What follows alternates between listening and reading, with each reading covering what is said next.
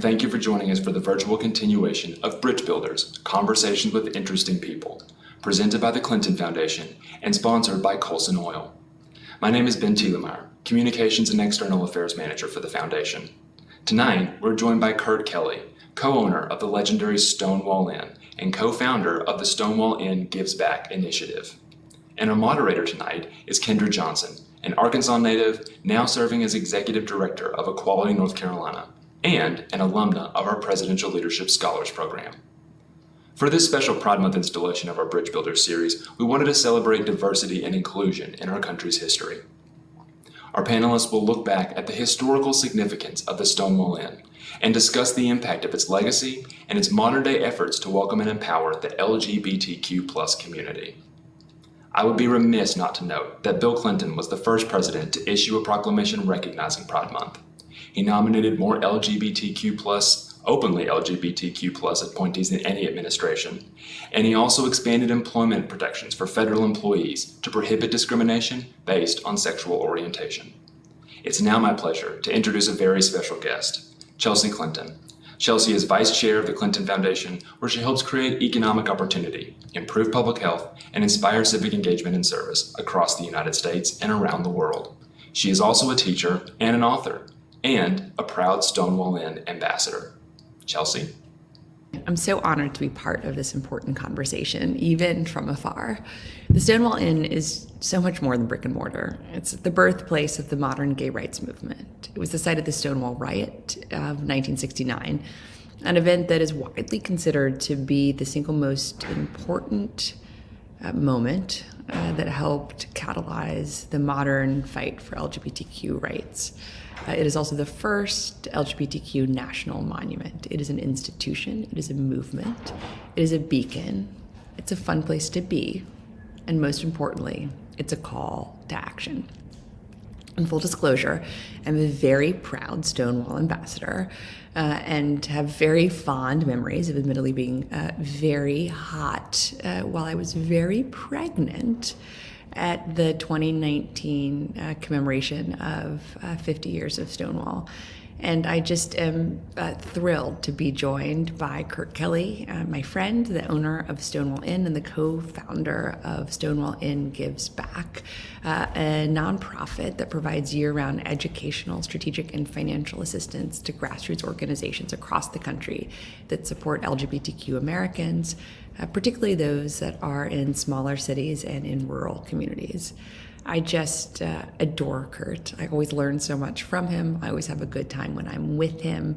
And I very much am looking forward to him continuing to share more about this legendary institution.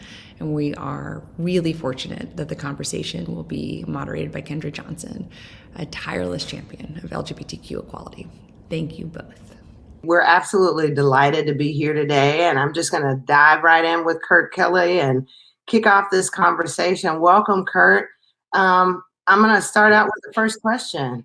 Obviously, the Stonewall uprising was such a galvanizing moment for LGBTQ activism, but I think we should start by hearing a little bit about the Stonewall Inn itself and how it served as a gathering place for the LGBTQ plus community, really a safe space where LGBTQ plus people could feel free to be themselves at a time when same-sex relationships and trans identity was criminalized. Can you tell us a little bit about the history of the inn and the space that it created for folks? Sure. Well, the Stonewall Inn is one of the original safe spaces, LGBT safe spaces. It was a place where LGBT community could go to. It was like a speakeasy. It was is where they could go and meet and be who they are, who they were, who they thought they were. Because back in 1969 in New York, it was illegal to serve liquor to a homosexual. It was illegal to dance with the same sex. And it was also illegal to wear 3 or more pieces of clothing that match up. It was you had to wear 3 pieces of clothing that matched your gender. If you didn't, then that was illegal. And also in 1969, back in that day, people feared even being known that they were there. Hence, during the riots, you didn't see many pictures of people because they feared their job, losing their job. They feared losing their family. They feared losing their friends. And they also feared losing their life. So, it's very hush-hush speakeasy at the time. But it was somewhere where you could go to be who you wanted to be. Yeah, I mean, those spaces are still so rare and so important. So for audience members who aren't as familiar as we are with the events of the Stonewall riots, can you give us a quick history lesson? What actually happened on June 29th of 1969? Well, back in that day, back in 1969, and before, the mafia saw money in these gay bars. So what they did is they got buildings, spots. They'd go in, as they did with the Stonewall, where they just spray painted the walls black. They threw a couple tables and chairs in, and they put a jukebox in. Jukebox, which is from many people that I've talked to that were back there at that time, that was like their inspiration. That was like their love. That was their moment to be able to love who they want with that sound. So they always talk about that jukebox.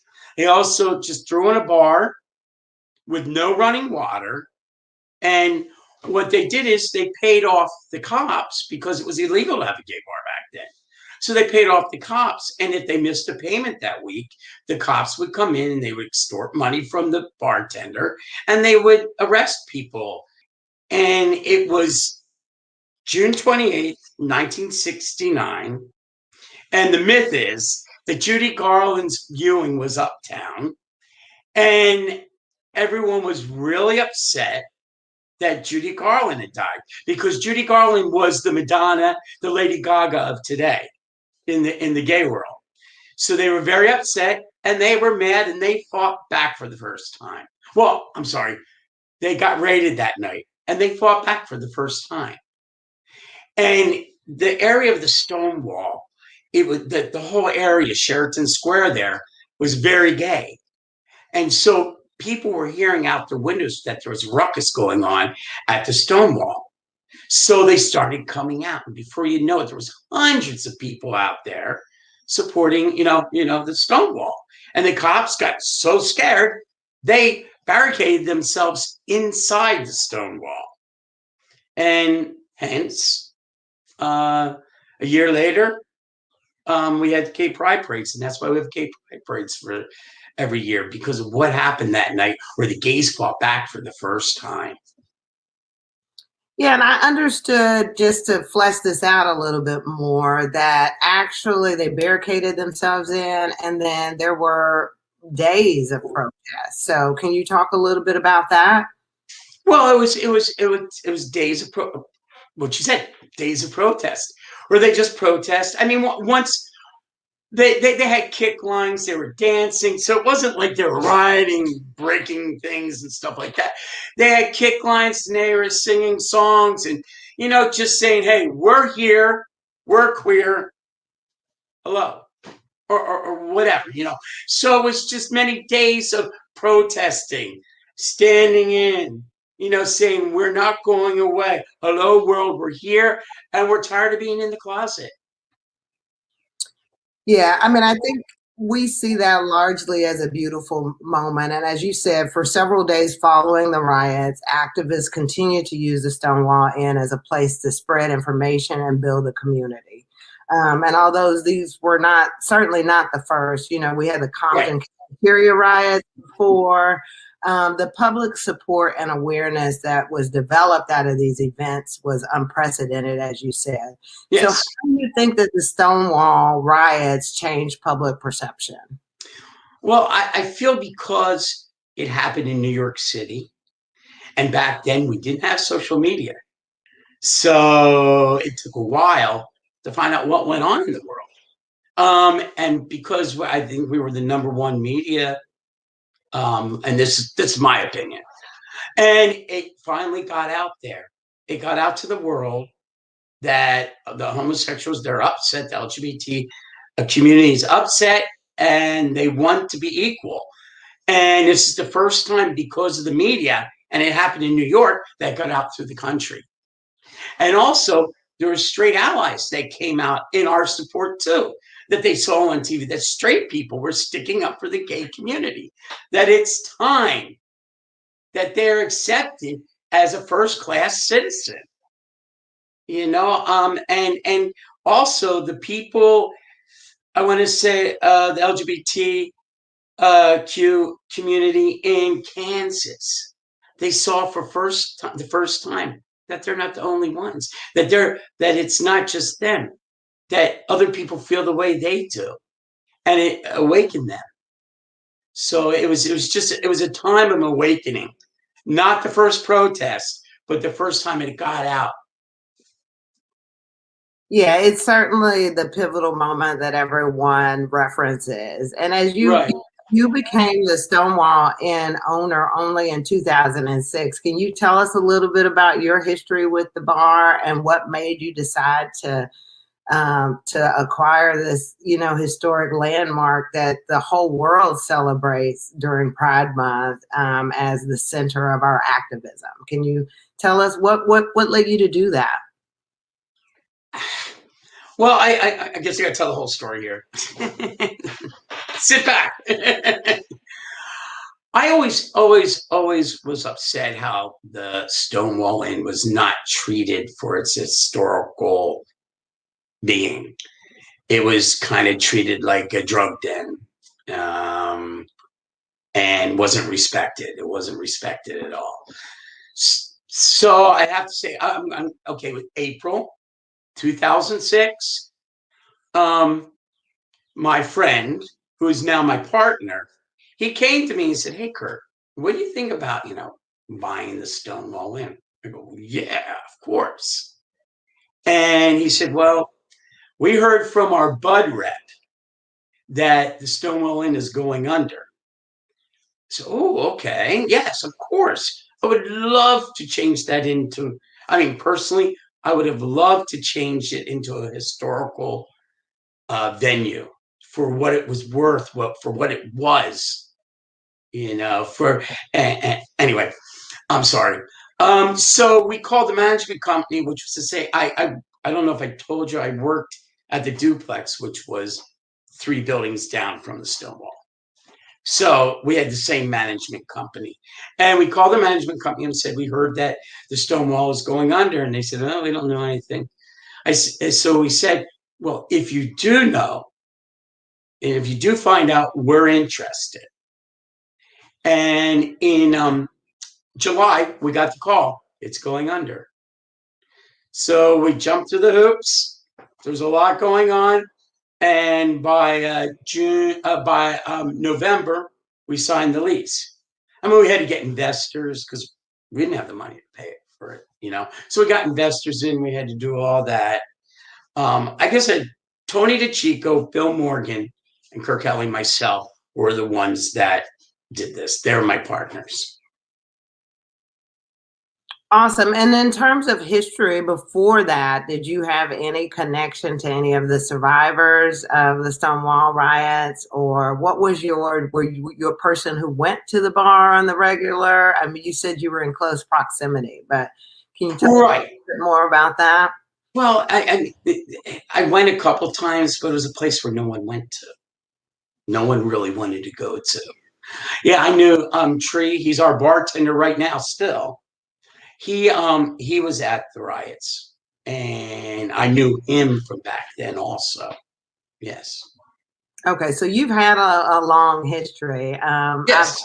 I talked to one of my good friends is Miss Major Griffin Gracie, who obviously was one of the survivors of the Stonewall riots, and talks about that night and what the space represents and how it was, the moment that folks could actually take agency about being who they were um, and really fight back from, I guess, oppression that they had felt for decades, really, Right. being who they were. And so I commend you for preserving this historical landmark. I know that it didn't actually become a historical landmark until maybe 2009, I feel like. Were you instrumental in that? The historical landmark, it was a historical landmark in 1999, Bill Clinton.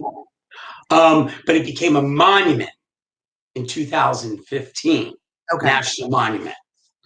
I guess there's some other stuff I actually wanted to say too.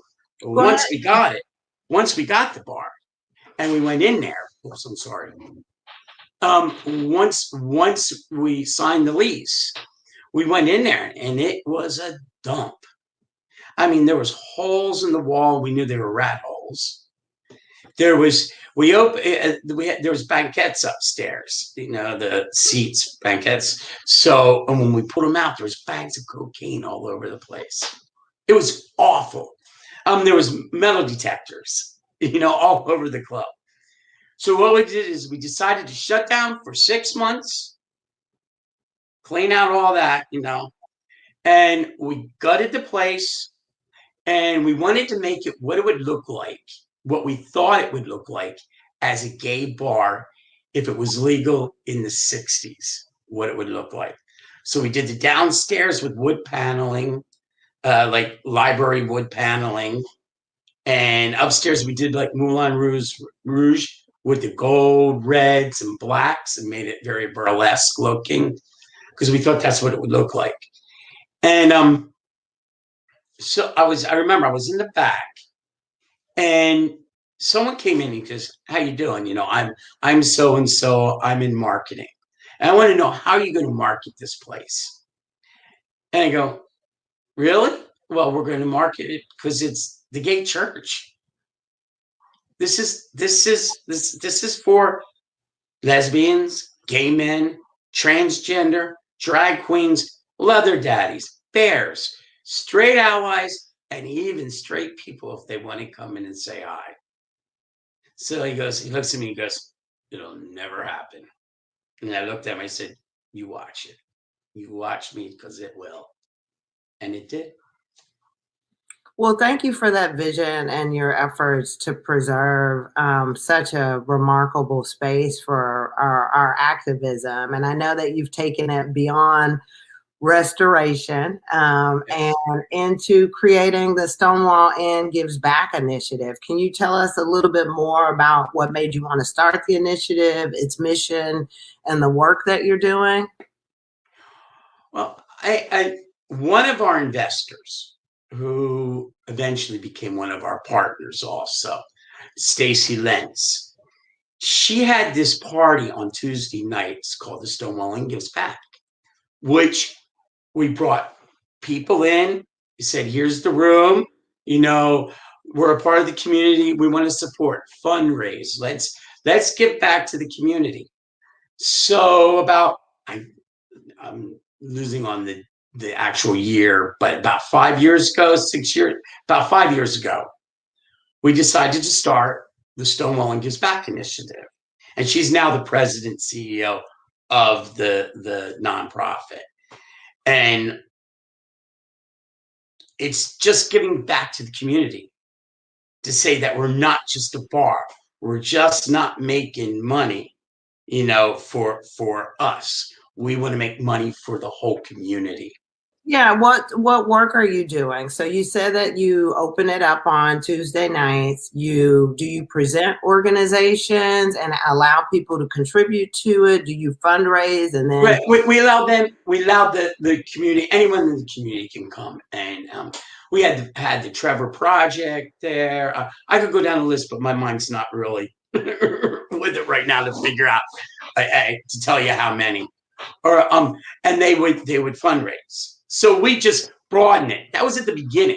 That was back in like 2008 that we did that upstairs, and we just brought it into a nonprofit, and so we do the same idea. Like right now, we have our concert on June 1st. Chelsea will be there. She's going to be speaking. And that money is going to go towards safe spaces throughout the country in rural areas. We're going to help them build foundations. We're going to give money, and we're working with them right now. That's what we're going to do. That's what we're raising the money for in this concert. And this is what we do through the years, through the year, is to help. Right now, our mission is help safe spaces. Also, educating about the history of the Stonewall. What we're doing this year is we're focusing on safe spaces and helping, throughout the country. I think it's Mississippi, El Paso, Salt Lake City, Kansas, and there's two more that I'm drawing a blank on right now. And we're going there, and we're doing these so we can start building safe spaces. That's phenomenal. You alluded to this a little bit earlier, but you talked about how the Stonewall Inn in the 1960s was one of those spaces that was largely diverse and inclusive. So there were trans and cis men and women. They were Black and white and Latinx. And how does that history influence the work of Stonewall Gives Back today? And what are you doing at the end to continue its legacy? So you said that you started initially with Stonewall Gives Back with the Tuesday nights, and you spun off a nonprofit. Right. But how does that initiative continue? And can you talk about like the level of resources that are going to these organizations that are building out safe spaces around the country, and what other folks you supported? It's starting just now. So there are the 6 places that we're going to donate to. And if you watch our concert, you will see, because we have videos from each of the areas telling them what they're doing, just telling them about themselves. Okay, no, that's really helpful for me. Like, I see it as like there's this through line of I won't say it's solely the birthplace of activism, but it's certainly globally the spot that everyone marks their pride celebrations around, right? Right. Of LGBTQ pride is marked because of what happened at Stonewall. And then you alluded that the year after was the first march that occurred in New York and kicked off, the celebrations that we have to this day with some of the folks who were at Stonewall. And now through your initiative, you are continuing to build upon, advocacy and creating other safe spaces around the country consistently. Yes. It's like you've taken like that little microcosm of what happened that night and the subsequent days, and you're being able to do it on this, national stage by supporting these organizations that are not even based necessarily in New York, which is pretty cool. Well, it's a responsibility that I think we have. Are you there? Is everything okay? Yeah, I'm here. Okay. I'm sorry, I thought the mic went out.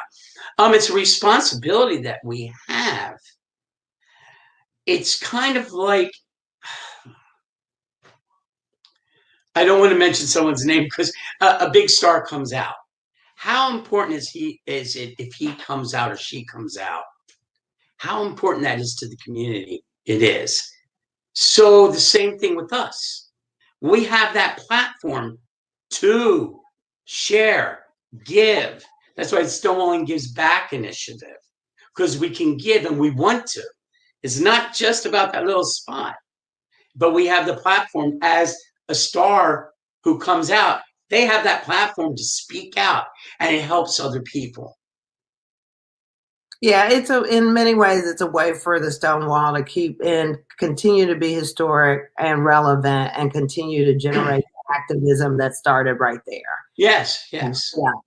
And so, I know in 2016, we talked a little bit about this, that the The Stonewall Inn was designated as a national monument, making it the first U.S. national monument dedicated to the LGBTQ rights movement. I myself have seen the little statues that are in the park adjacent. What do you want most people to know about this space and its historical significance? I want them to know that that's where people of that generation in the 60s fought back for their rights to love who they want to love. They fought, and to know the importance of where they were at. And also that we are now as tall as the Statue of Liberty and as wide as the Grand Canyon. Yeah, that's beautiful. I mean, I think that when I talk to our elders, particularly the ones that were at Stonewall, I mean, I know that even my activism stands on the shoulders of those giants. Without their struggle at Stonewall, I don't know that we would have the movement that we today. We wouldn't be here right now. Yeah, we wouldn't be here. We wouldn't have the platforms or the opportunity to talk about the issues in ways that we do. And yeah, that's something to me. When I was able to visit it, I got chills because I knew in many ways that this is where this took a center stage. There were plenty of other folks doing other things at that moment. And because of that, I can do the work that I do to create safer spaces for people, to generate broader education, to fight some of these bad bills, and to give some inspiration for people who are coming up after me to just be who they are and love who they love, which is a really beautiful thing. And that's started at your spot. Where we've come from in 50 years, that we now have a national monument. There's only like 124 of them in the country, and we have one. And within 50 years, it was illegal to be who we are.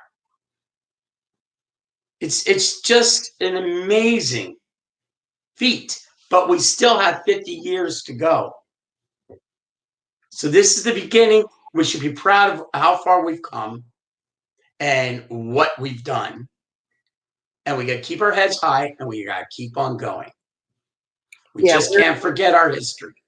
We cannot, nor the elders that have held the brunt of the pain for the community. But you're right. I jokingly say I have job security in this area because there's still a lot of work to do, unfortunately. I wish it were different and I could become a painter or something for fun. But yeah, we have job security in the work that we're doing. So I do have to say, though, I thought I had job security, too, until the COVID hit. Right. I was like a little worried what was going to happen because it was really tight that we would have to close our doors, but we fought through it. That's good because we cannot lose the Stonewall Inn for its historical significance. Yeah, if nothing else. And the fact that you continue to give back. So I want to ask you, this is a fun question. You've been involved for a long time. You talked about the bartender who's connected and, launching this initiative.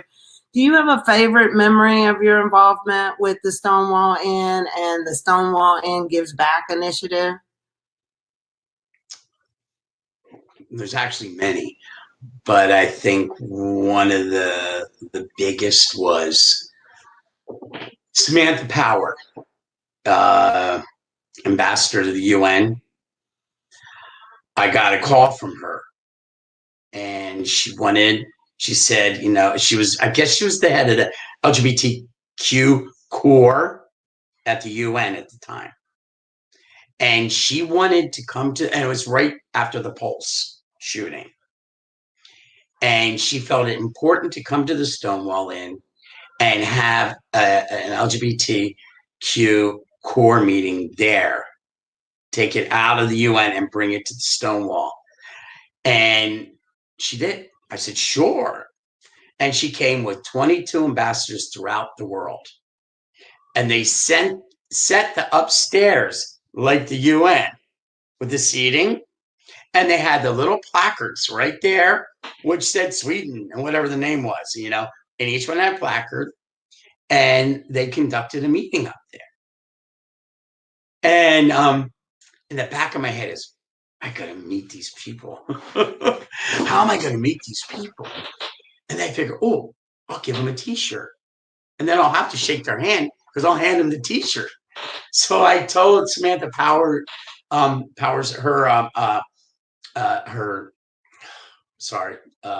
assistant, I gave a little paper to her, and I said, I want to give each one a T-shirt.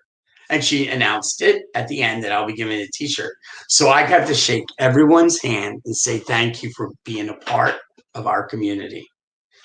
And I got a picture of Samantha and I, and she wrote on it, Kurt, we made history together. Thank you. Amazing. Oh, that's such a beautiful memory. Thank you so much for sharing that. I think really incredible that not only, we talked about the national level of Stonewall, and I personally lived in Brazil and saw movements referencing Stonewall even there. Oh, great. And it's just incredible that you actually got to bring the whole world into Stonewall on these issues. Amazing.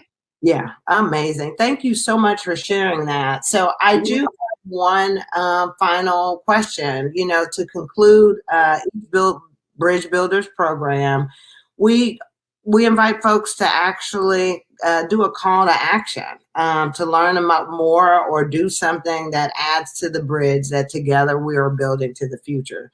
So what is your call to action for the audience tonight? My call is to educate the youth, to realize that you have to know your history. You have to know your gay history, because if you don't, you might not have a future. Okay. And to educate the youth, because it wasn't like this 50 years ago, that there's people that fought back for you to be able to love or be who you are. And they have to realize that, because if they don't, they won't realize the struggle, and they won't fight back in the future, and we'll lose it all. Beautiful. I really could not have said it better. I really want to thank you for everything you do to preserve this incredible, incredible legacy of the LGBTQ folks who fought to create safe spaces for all of us, and we stand on the shoulder of giants. So thank you so much for having this conversation with us. I hope that folks will join your initiative, and this has been so educational. Thank you all for having both of us, and I'm going to turn it right back over to close out the program tonight. Thank you. Good night, everyone. Thank you. Thank you. What an insightful and inspiring conversation. My deep appreciation to our panelist, Kurt Kelly, and terrific moderator, Kendra Johnson, as well as to Chelsea Clinton for opening the program. Thank you to everyone who joined us for tonight's special Pride Month Bridge Builders conversation, and to Colson Oil, who makes this series possible. I hope you'll join us for our next virtual program on July 8th, the next Compurus Distinguished Lecture featuring Ursula Burns and moderated by Colette Honorable. Also, I'm happy to share that the Clinton Presidential Center's museum and exhibits will reopen this Thursday, July 1st, after more than 15 months of being closed. We hope to see you soon. Have a wonderful evening.